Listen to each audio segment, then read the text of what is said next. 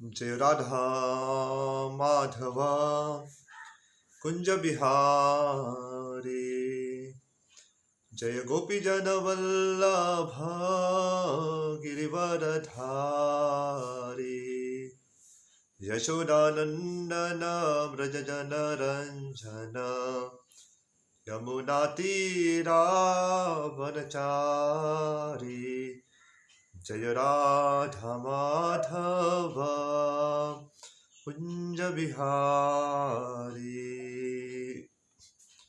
ओम नमो भगवते वासुदेवाय। ओम नमो भगवते वासुदेवाय। ओम नमो भगवते वासुदेवाय। नारायणं नमस्कृत्यं नरं चैव नरोत्तमं देवीं सरस्वतीं व्यासं ततो जयमुदीरये। नष्टप्रायेषु अभद्रेषु नित्यं भागवत सेवया भगवती उत्तमश्लोके भक्तिर्भवति नैष्ठकी। कृष्णाय वासुदेवाय देवकी नन्दनाय च नन्दगोपकुमाराय गोविन्दाय नमो नमः। नमो विष्णुपदाय कृष्णपृष्ठाय भूतले श्रीमते भक्तिवेदांत स्वामिनिति नामिने।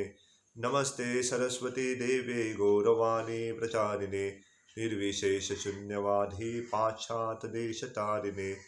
जय श्री कृष्ण चैतन्य प्रभु नित्यानंद श्री अद्वैत गदाधर श्रीवासादि गौर भक्तवृंद। हरे कृष्णा कृष्णा कृष्णा हरे हरे, हरे राम राम राम हरे हरे। तो हरे कृष्णा। तो श्रीमद् भागवतम कथा में हार्दिक स्वागत करते हैं। तो श्रीमद् भागवतम अध्याय स्कंद क्रमांक दूसरा चल रहा है हमारा, और अध्याय आज से हम तीसरा शुरू करने वाले। उसका पहला श्लोक है तो सेकेंड कैंटो थर्ड चैप्टर श्लोक क्रमांक फर्स्ट। श्री शुक उवाच एवं एतन् निगदितं पृष्टवाम यद भवान् मम निर्णामयः म्रियमाणानां मनुष्येषु मनीषिणां।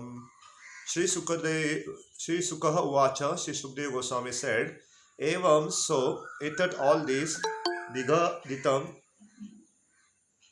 answered, Prishtvan, as you inquired, Yata, what, Bhavan, your good self, Mama, unto me, Nridam, of the human being, Yata, one, Mriyamananam, of the threshold of death, Manusheshu, amongst the human beings, Manishinam, of the intelligent man. Sri Sukadeva Goswami said, Maharaj Parikshit, as you have inquired from me to the duty of the intelligent man who is on the threshold of death, so I have answered you. तो सुखदेव महाराज परीक्षित महाराज से कहते हैं कि जैसे आपने मुझे पूछा था कि मृत्यु के शैया पे या मृत्यु के कटारे पे खड़े हुए व्यक्ति का क्या कर्तव्य है, उसके उत्तर मैंने दिए करके। तो एक व्यक्ति को मृत्यु नज़दीक है, पास में है, तो उसे क्या करना चाहिए उसके बारे में पूरी चर्चा हुई है। तो सारी भाषा में हमें भगवान की भक्ति करनी चाहिए, भगवान की शरणागति लेके भगवान की भक्ति शुरू करनी चाहिए। तो ये तो पहले उन्होंने उत्तर दे दिए। तो तात्पर्य, in human society all over the world there are millions and billions of men and women, and almost all of them are less intelligent because they have very little knowledge of spirit soul. Almost all of them have a wrong conception of life, for they identify themselves with gross and subtle material bodies. तो यहाँ पे बहुत सारे जीवात्मा है, करोड़ों करोड़ों की संख्या में, और ज़्यादातर वो अपने कम बुद्धि से पथभ्रष्ट रहते हैं। तो उनको जो जीवन के लक्ष्य है उसका बहुत कम ज्ञान रहता है। तो इसलिए हमें ऐसे साधु संत, ऐसे शास्त्रों का मार्गदर्शन लगता है ताकि हम सही पथ पे जाएं और सही जो जीवन का उद्देश्य है, जीवन का मूल जो सिद्धांत है, उसे हम थोड़ा तो समझे करके, तो ताकि हम हमारे जीवन का जो सफलता है प्राप्त कर सके। So they may be situated in different high and low position in the estimation of human society, but one should know definitely that unless one inquires about his self, own self beyond the body and mind, all his activity in the human life are total failures. तो जब तक हम खास करके हमारे खुद के बारे में नहीं पूछताछ करते, तो तब तक हमारे ये जीवन की सफलता मानी नहीं जाती। इसलिए ये सारे शास्त्रों में, जिसे वेदांत सूत्र कहते या ब्रह्म सूत्र कहते, उससे पहला, सबसे पहला एफोरिज्म या सबसे पहला जो सूत्र है उसे कहते हैं अथाति ब्रह्म जिज्ञासा। तो ये सबसे पहला सूत्र है। तो अथाति का मतलब है अभी आपको एक मनुष्य जन्म प्राप्त हुआ है तो क्या करो, जिज्ञासा करो।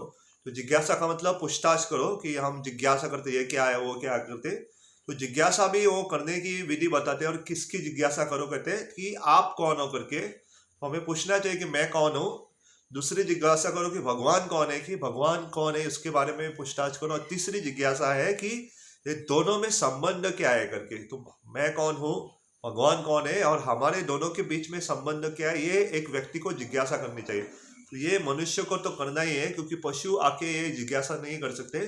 तो मनुष्य योनि में ये हमें सुविधा प्राप्त हुई है ताकि हम जिज्ञासा कर सके। तो प्रभा आगे लिखते हैं, therefore out of thousands and thousands of men one may inquire about the spirit's self and thus consult a revealed scripture like Vedanta Sutra, Bhagavad Gita, Srimad Bhagavatam. But in spite of reading and hearing such scripture, unless one is in touch with a realized spiritual master, he cannot actually realize the real nature of self, etc. तो ये सारी जिज्ञासा तो कर सकते हैं, लेकिन इसमें भी एक सही ये है कि जब तक आप व्यक्तिगत रूप से एक गुरु के आश्रय नहीं लेते हो या एक आध्यात्मिक गुरु के मार्गदर्शन पे नहीं चलते, तो ये सारी जिज्ञासा आप करोगे लेकिन आपको सही उत्तर प्राप्त नहीं होंगे। इसलिए गुरु की बहुत आवश्यकता रहती है। तो प्रश्न तो पूछने चाहिए। तो प्रश्न भी किससे पूछने वो हमें मालूम होना चाहिए। समझो आपकी पेट में दर्द हो रहा है और आप मैकेनिक के पास जाते हैं और कहते हैं मेरा पेट में दर्द है, क्या करना चाहिए करके। तो मैकेनिक का कार्य नहीं कि आपके पेट दर्द का आपको इलाज करना, नहीं। वो गाड़ी आपकी खराब हुई है तो गाड़ी खराब करने के लिए वो ठीक कर सकता है, लेकिन आपके पेट दर्द को वो ठीक नहीं कर सकता। तो किससे क्या प्रश्न पूछने चाहिए वो हमें मालूम होना चाहिए। वैसे ही भगवत ऐसे जो आश्रित, जैसे साधु संत रहते, जो गुरु रहते, उनसे भी क्या प्रश्न पूछना है हमें मालूम होना चाहिए। उनसे जाके हम प्रश्न ये नहीं पूछ सकते कि मेरा धंधा ठीक से नहीं चल रहा है, थोड़ा धंधा का देखो, मेरा काम नौकरी और इत्यादि ठीक से नहीं चल रहे, थोड़ा देख लो करके, या मेरे बच्चे, मेरी बीवी, मेरे रिश्तेदार इत्यादि ये कार्य ठीक से नहीं करे, उनको नहीं, उनको आध्यात्मिक प्रश्न पूछने चाहिए और वो आध्यात्मिक हमें उत्तर देंगे। तो हमें किससे क्या प्रश्न भी पूछने चाहिए वो हमें मालूम होना चाहिए। रूपा आगे लिखते हैं, एंड फॉर ये श्लोक भगवत गीता में भी उसका उल्लेख आता है, शास्त्रों में भी उल्लेख आता है कि बहुत जन्मों के बाद एक व्यक्ति ऐसे प्रश्न पूछता है, बहुनाम जन्मने अंत्य ज्ञानवान मम प्रपद्ये वासुदेवम सर्वमिति सह महात्मा सुदुर्लभम। तो बहुनाम का मतलब बहुत बहुत जन्मों के बाद, बहुनाम जन्मने अंत्य, तो बहुत जन्मों के बाद क्या करते हैं, तो ऐसे प्रश्न पर बहुनाम जन्मने अंत्य कि वासुदेव सर्वमिति, कि जो वासुदेव जो है, भगवान कृष्ण जो है वो सर्वस्व है, ऐसा उनको पता चलता है। और ऐसे महात्मा भगवान कहते हैं बहुत कम रहते। हम भी कहते हैं, यहाँ देखो, यहाँ अपने जहाँ पे आप रहते वो स्थान को भी देखो। यहाँ पे हम, यहाँ जहाँ पे मैं रहता हूँ तो लगभग 275 घर है। तो आप समझो एक करीब करीब 300 परिवार रहते हैं यहाँ पे। तो 300 परिवार में कितने लोग भगवान की भक्ति करना चाहते हैं? बहुत कम लोग हैं। तो कितने लोग प्रश्न पूछते हैं? बहुत कम लोग प्रश्न पूछते हैं। और मैं भगवान ऐसे जब प्रश्न जिज्ञासा जब आ जाते हैं, भगवान मदद करते हैं। मैं आपको एक प्रैक्टिकल उदाहरण दे सकता हूँ। तो थोड़े दिन पहले, कल हमने यहाँ पे एक गोपाल कृष्ण मंदिर है यहाँ पे सिरसे में कार्यक्रम किया था। तो मैं भी रात्रि भर सोच रहा था कि हमसे गलती हुई थी। तो शुरुआत में पता चला कि एक मुझे न्योता आया था कि यहाँ पे एक भक्त है उनके घर पे करके, तो वलवाने में लेकिन इतने दिन से मैं सोच रहा था उनके घर में कार्यक्रम रहेगा करके। और जैसे वहाँ गए तो उनका घर पूरा बंद था और बाद में पता चला कार्यक्रम मंदिर में है करके। तो मैं भी सोच रहा था ऐसा इतना गलती कैसे हो, क्या मेरी सुनने में गलती हो, उनकी बताने में गलती हो, इतना कैसे हो गया था। मैं पूरा रात भर सोच रहा था। तो अभी पता चला क्या हुआ करके। तो थोड़े दिन पहले जो गोपाल कृष्ण मंदिर है उनके अध्यक्ष मेरे घर पे आए थे और उन्होंने मुझे 2 न्योते दिए थे। तो हमने जब सोमा माता जी के घर पे जब राधा कृष्ण का आविर्भाव था, तो पिछले शनिवार के दिन, तो तब उन्होंने मुझे वहाँ आमंत्रण दिया था मंदिर में ताकि आके कथा करे करके। लेकिन मैंने कहा था पहले ही हमारी कथा है तो नहीं जा पाया। दूसरा उन्होंने कहा कि जन्माष्टमी के दिन आओ करके। तो जन्माष्टमी दिन के भी नहीं बोला, क्योंकि हमारे भी हम हनुमान मंदिर में जन्माष्टमी मना रहे, तो उस दिन भी कथा नहीं होगी कहा। तो भगवान उनकी भक्ति देख के उनकी इतनी दृढ़ता थी कि मुझे वहां पे लेके आएंगे, कैसे ना कैसे वो अद्भुत तरीके से वो भगवान गोपाल कृष्ण मुझे वहां पे लेके गए, खींच के लाए। तो मैं समझ सकता हूँ कि उनकी बहुत इच्छा थी, उनके जो मंदिर के अध्यक्ष है उनकी इच्छा थी कि मैं वहां पे आऊं करके। तो भगवान ने उनकी इच्छा पूर्ति करने के लिए मुझे लाया था, नहीं तो ये पास में है, तो लगभग 2-3 साल से मैं गया ही नहीं था वहां पे। तो भगवान अपने भक्त की इच्छा पूर्ति करते, हमें पूरा विश्वास होना चाहिए। और ये जो है अशोक जी जो अध्यक्ष है, तो वो बहुत साल से मैं उनको जानता हूँ, तो उनकी बहुत भगवान के ऊपर श्रद्धा है। तो पूरा ये गोपाल कृष्ण मंदिर में जो जो कार्यक्रम होते हैं उनकी आयोजना करते हैं। तो हमें जानना चाहिए कि भगवान ऐसी अद्भुत लीलाएं भी करते हैं ताकि अपने भक्त की इच्छा पूर्ति करे। तो ऐसे भगवान के ऊपर हमें पूरा शरणागति लेनी चाहिए। तो भगवान इतना हमारे लिए करते हैं, तो हम जब पता चलता है ना तो हमें रो पड़ेंगे, हम पूरा आंसू आएंगे। भगवान इतने कृपालु है कि अपने भक्तों के लिए इतने दया करते हैं कि अपने भक्त की इच्छा कभी भूलते नहीं हो। हमारे गिरिगांव चौपाटी में भी जो मंदिर है, तो शिला प्रभुपाद जब मुंबई में आए थे तो वहां पे सामने एक भवन है भारतीय विद्या भवन करके। तो प्रभुपाद वो भारतीय विद्या भवन में प्रवचन दिए, बाहर आए, और प्रभुपाद ने अपनी जो छड़ी है चलने की वॉकिंग स्टिक ऐसे दिखा के कह रहे थे कि यहाँ पे आगे जाके हमारा बहुत बड़ा मंदिर होना चाहिए करके। और आज देखते हैं सही में वहाँ पे बहुत बड़ा मंदिर है करके, और कितने हजारों की संख्या में भक्त आके वहाँ पे प्रशिक्षण ले रहे कैसे भक्ति करनी चाहिए करके। तो केवल अपने भक्तों की वाणी को सत्य बनाने के लिए भगवान कुछ भी करने के लिए तैयार होते हैं। इसलिए भगवत गीता में भगवान अर्जुन से कहते हैं, जाओ आप पूरी संसार को घोषणा करो कि नमम भक्ता प्रणश्यति, मेरे भक्तों का कभी नाश नहीं होता। कौन ते या प्रतिजानी नमम भक्ता प्रणश्यति। तो ये भगवान की घोषणा है कि मेरे भक्तों का कभी नाश नहीं होता। तो नाश नहीं होता का मतलब भगवान के जो भक्त रहते हैं भगवान को कभी भूलते नहीं। आज सुबह सुबह में परम पूज्य भक्तिराज स्वामी महाराज का भी मैं सुंदर प्रवचन सुन रहा था। तो हम घर में भी रह के, कहाँ पे भी रह के कैसे वृंदावन की चेतना बनाए रख सकते हैं। तो वृंदावन की चेतना अगर आपको बनाना है तो उसका सरल उपाय श्री चैतन्य महाप्रभु ने दिया है। तो अगर किसी को भी वृंदावन की चेतना में हमेशा रहना है तो गोपी भर्तुर पद कमल रे दास दास दास दास अनुदास, ये अगर भावना में हम रहेंगे तो हम वृंदावन चेतना में पहले से है। तो इसका मतलब क्या है, गोपी भर्तु, भर्तु का मतलब पति, तो गोपी के पति या गोपी के भर्तु जो है कृष्ण, तो कृष्ण के हम दास दास दास के रूप में, हम सेवक के रूप में हम ये भावना में रहेंगे। तो आप कहाँ पे भी हो, आप थिविम में हो, मापसा में हो, मोरजिम में हो, जहाँ वास्को से हो, कहाँ से भी सुन रहे हो, तो वहां से भी आप भगवत धाम या खास करके वृंदावन की चेतना में रह सकते हो। तो हमारी चेतना सही है तो कहाँ पे रह रहे हो वो ज्यादा मायने नहीं रखता। इसलिए कहते हैं, प्रभुपाद ने भी जब इस्कॉन संस्था को ये नाम दिया था ISKCO इस्कॉन करके, international society for Krishna consciousness, अंतरराष्ट्रीय कृष्ण भावनामृत संघ। तो ये भावना होना हमारी बहुत आवश्यक है कि कौन सी भावना में हम नाम ले रहे, कौन सी भावना में हम कथा ले रहे। तो आमतौर पे कल भी हमने जब कथा हो रही था, आमतौर पे मैं किसी को डांटता नहीं, लेकिन कल मैं देख रहा था अगर जो थे प्रवचन के लिए, तो मैंने डांटा था क्योंकि पीछे थोड़े लोग बैठ के वहाँ पे बातें कर रहे थे। तो उनको मैं डांटना पड़ा ताकि वो समझ सके कि यहाँ पे हम ऑर्केस्ट्रा करने, गाने के लिए नहीं आए, हम भगवान की स्तुति करने के लिए आए। ये कथा एक भगवान की स्तुति है और हमें सुनना चाहिए करके।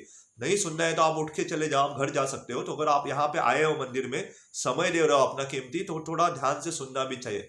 आमतौर पे ऐसा कभी मैंने कभी डांटा नहीं, पहली बार मैंने डांटा कल।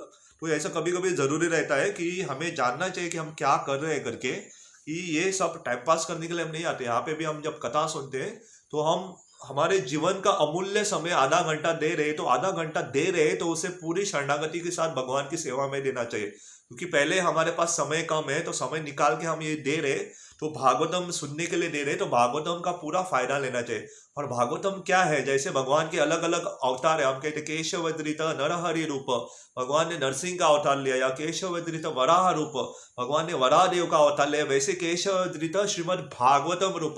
तो भागवतम भगवान का अवतार है जो लिखित रूप में चाहिए था, तो वेद व्यास जी ने क्या किया है, भागवतम की रचना की। तो पुस्तक अवतार उसे कहते हैं या ग्रंथ अवतार कहते हैं। तो ग्रंथ अवतार जो है भगवान का, वो है श्रीमद भागवतम। तो ऐसे अवतार की हमें शरण लेनी चाहिए। The whole bhakti yoga process is therefore a revival of the lost relation. Sorry, मुझे लगता है मैं थोड़ा आगे गए। In the Chaitanya Charitamrita Madhya 20.1, 22 and 23, it is said that Lord Krishna, out of his causeless mercy, prepared the Vedic literature in the incarnation of Vyasadeva for reading by the intelligent class of men in the human society which is almost totally forgetful of genuine relation with Krishna.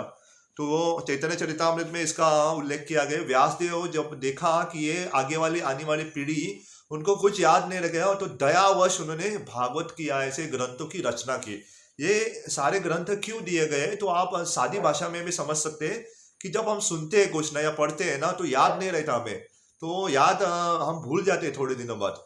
तो महाराज जी भक्ति रसायन महाराज एक सुंदर उल्लेख करते हैं कि अगर किसी को ऐसी आदत है कि जो भी मैं सुनता हूँ थोड़े दिन बाद भूल जाता हूँ, या जो भी मैं पढ़ता हूँ तो भूल जाता हूँ, तो ये मैं जो कहने वाला हूँ उसे याद रखना, क्योंकि इसका अगर आप पालन करोगे कभी आप भूलोगे नहीं। तो महाराज जी कहते हैं कि 9 विधि भक्ति जो रहती है ना, प्रहलाद महाराज में दी है, ये भागवतम के 7वें स्कंद में आते हैं। तो है श्रवणम, कीर्तनम, स्मरणम। तो ये तीन तो याद रखो, 9 में से 3 याद। तो पहले क्या करना है, श्रवणम का मतलब सुनना। तो हम सुनते हैं, तो सुनना होता है, एक तो सुनना और दूसरा होता है पढ़ना, तो ये भी सुनना ही होता है, तो श्रवणम में याद आता है। तो श्रवणम, दूसरा होता है कीर्तनम। तो जैसे हम सुनते हैं ना उसे बोलना चाहिए। किसी को तो जाके बताओ, अपने माता पिता को बताओ, अपने भाई बहन को बताओ, अपने मित्र को बताओ, अपने पड़ोसियों को बताओ, अपने रिश्तेदारों को बताओ, तो इससे कहते हैं कीर्तनम। तो ये जो श्रवण और कीर्तन करता है उसे याद रहेगा, उसे कहते हैं स्मरणम। तो वो व्यक्ति याद कर पाएगा। अगर किसी को भी ये समस्या है कि जो मैं सुनता हूँ पढ़ता हूँ याद नहीं रहता, आप देखो क्या आप किसी को बताते हो। मुझे, मैं भी नहीं कह सकता सब कुछ याद रहता, लेकिन थोड़ा बहुत याद रहता है, क्योंकि मैं बताता रहता हूँ, मैं यहाँ पे बोलता रहता हूँ ताकि मुझे याद हो सके करके। तो स्मरणम, तो श्रवणम करना चाहिए, सुनना चाहिए, कीर्तनम करना चाहिए, बोलना चाहिए, और बाद में हमें याद रहेगा, तो इसे कहते हैं स्मरणम। तो ये तीनों चीजें होनी चाहिए। तो भगवान की इतनी अद्भुत लीला है, भगवान ने इतनी हमारे ऊपर कृपा दी है, तो उसका गुणगान करना बहुत आवश्यक है। दूसरा, बहुत बार क्या होता है कि हम भगवान के लिए कुछ थोड़ा थोड़ा व्रत लेते हैं, भगवान को कहते हैं हम ऐसा करेंगे, या साधारण जिंदगी में भी हम कुछ कार्य करने का अनुष्ठान लेते हैं, लेकिन कर नहीं पाते, थोड़े दिन तक करते हैं, बाद में वो भूल जाते हैं। तो इसके पीछे भी भगवान कृष्ण ने इसका उल्लेख किया है कि क्यों हमारे अंदर वो, उसे कहते हैं दृढ़ व्रत, ऐसी भावना क्यों नहीं रहती कि मैं करूंगा ये करके। तो उसका कारण है भगवत गीता के 7वें अध्याय के 28वें श्लोक में। बाद में जाके आप पढ़ सकते हैं, घर में जाके बाद में श्लोक निकाल, 7.28, 7:28। तो भगवान साफ साफ कहते हैं क्योंकि ये पाप के कारण है, क्योंकि हमने अनेक जन्मों से पाप किए, तो पाप हमें दृढ़ता से हमें विमुख रखती है। तो पाप के कारण हम भगवान के ऊपर ध्यान नहीं रख पाते, पाप के कारण हमारा एकाग्रता भंग होता है, पाप के कारण हम ऐसा दृढ़ व्रत का पालन नहीं कर पाते। ये सारा उसका क्षय किसे जाता है, पाप। तो हमारा कर्तव्य है कि इस जो पाप की प्रकृति है या पाप का जो संचालन जा रहा है उसे कम करे या बंद करे। तो बंद तो पूरा होगा नहीं, थोड़ा मोटा पाप होता ही रहता है, क्योंकि अनेक पाप जो रहते हैं, हम श्वास लेते तो अनेक जीव जंतु मरते हैं। जब कोई माताजी कोई खाना बनाती है तो अग्नि को जलाना पड़ता, अग्नि जलाते हुए कितने कीड़े मकोड़े मर जाते हैं, या कभी चलते चलते चिंटी मर जाती है, गाड़ी चलाते हुए कितने सांप इत्यादि गाड़ी के नीचे आके मर सकते हैं। तो पाप तो अनेक प्रकार के होते रहते हैं। तो ये छोटे छोटे पाप के लिए हमें नाम स्मरण से उसे मुक्ति प्राप्त होती सकती है, लेकिन जानबूझ के बड़े बड़े पापों से हमें विमुख होना है। और खास करके 4 जो महापाप बताए गए कलयुग के, मांसाहार नहीं करना, अवैध स्त्री संग नहीं करना, बाद में नशापान नहीं करना, और खास करके इंटॉक्सिकेशन। तो ये 4 रेगुलेटरी प्रिंसिपल जिसका हम पालन करते हैं, तो उसे जुआ, तो ये मैं हिंदी का शब्द ढूंढ रहा था उसे, तो जुआ नहीं खेलना। तो ये चारों का हम जब त्याग करेंगे, तो पाप से वंचित जब हम जीवन जिएंगे, तो हमें क्या होगा कि हमारा शुद्धिकरण भी होगा, और तब हमारे जो व्रत लेने की या जो भी कार्य अनुष्ठान लेने की जो प्रक्रिया रहेगी तो अच्छी हो जाएगी। तो इसका मूल सारांश आता है पाप के लिए। तो अर्जुन भी उसका उल्लेख, प्रश्न पूछते भगवत गीता में भगवान को, भगवान भी आगे जाके उसका उत्तर भी देते। द होल भक्ति, even such an intelligent class of men may be forgetful in their relation with the Lord. The whole bhakti yoga process is therefore a revival of the Ross relation. This revival is possible in the human form of life, which is obtained only out of the evolution of 84 lakh species of life. तो ये जो प्रश्न उत्तर की श्रृंखला है, तो मनुष्य जीवन में संभव है। तो हमें जानना चाहिए कि 84 लाख योनि आया, 84 लाख स्पीसीज है, और उसमें 4 लाख योनि तो केवल मनुष्य की रहती है। तो हमें जानना चाहिए मनुष्य की योनि जो हमें साइंस में पढ़ाते हैं और जो शास्त्र के जो वो अलग है। तो योनि का मतलब क्या है कि हमारे 3 गुण जो रहते हैं, सत्व गुण रहता है, रजोगुण रहता है, तमोगुण का मिश्रण से जो बनता है उसे योनि कहते हैं। तो मनुष्य की 4 लाख रहते हैं, तो 4 लाख थोड़ा ज्यादा सत्व गुण वाले रहेंगे, तो सत्व रज वाले रहेंगे, तो रज तमो गुण वाले रहेंगे, या तीनों सत्व रज तमो उसका मिश्रण कॉम्बिनेशन रहेगा। तो ये अलग अलग प्रकार के मनुष्य रहते हैं। तो आप देखोगे कोई गोरा गोरा रहता है, कोई बहुत काला रहता है, कोई हम यहाँ पे भारत में ज्यादा ब्राउन कलर के रहते हैं, किसी की आंखें काली रहती है, किसी की आंखें नीली रहती है, किसी की आंखें लाल रहती है। तो बहुत प्रकार के मनुष्य भी है। तो मनुष्यों में कितनी सारी योनियां है, तो हमें ये जानना चाहिए कि 84 लाख योनि में से केवल ये मनुष्य योनि में हम भगवान के बारे में पूछताछ कर सकते हैं। केवल मनुष्य योनि को ये संधि प्राप्त है कि वो जिज्ञासा कर सके कि मेरे जीवन में क्या हो रहा है करके।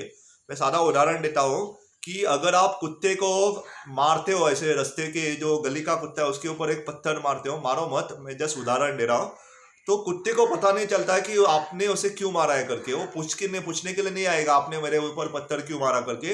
लेकिन एक मनुष्य पूछ सकता है कि अरे भाई, मैं तो यहाँ पे आराम से खड़ा था, आपने मेरे ऊपर पत्थर क्यों मारा करके। तो मनुष्य प्रश्न पूछ सकता है ऐसा क्यों किया करके। कुत्ता या तो आपको काटने के लिए आएगा या तो भाग जाएगा। अगर डरपोक है तो भाग जाएगा, और खौफनाक है तो आपको काटने के लिए आएगा, आपके ऊपर भौंकेगा।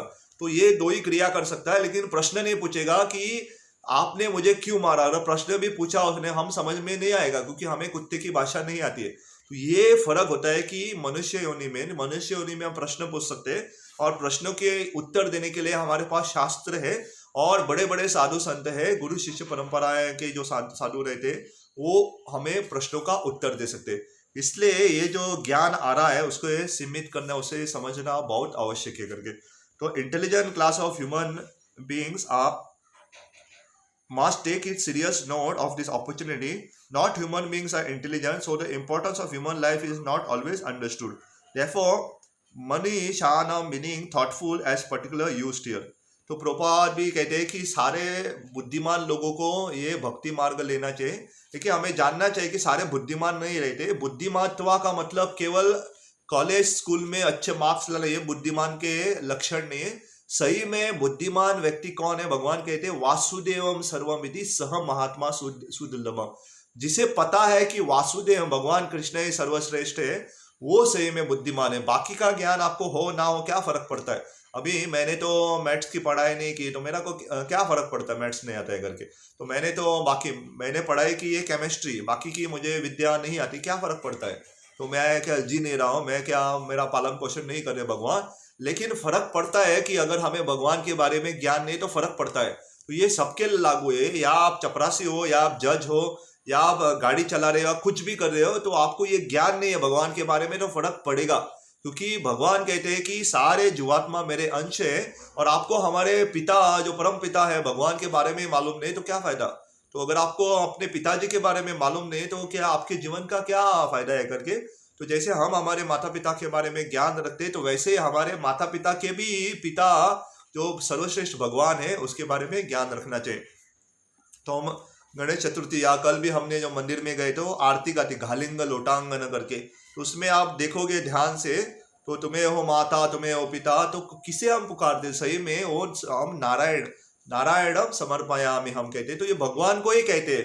तो माता कौन है? भगवान है। पिता कौन है? भगवान है। सब कुछ हमारे कौन है? बंधु कौन है? भगवान ही है करके। तो सही में माता पिता बंधु सखा जो भी हो भगवान ही है करके। तो ये ज्ञान किसे प्राप्त होते हैं? बुद्धिमान लोग बहुत कम रहते हैं। तो ऐसे बुद्धिमान लोगों के संग में रह के हमें भगवान को जानने का प्रयत्न करना चाहिए।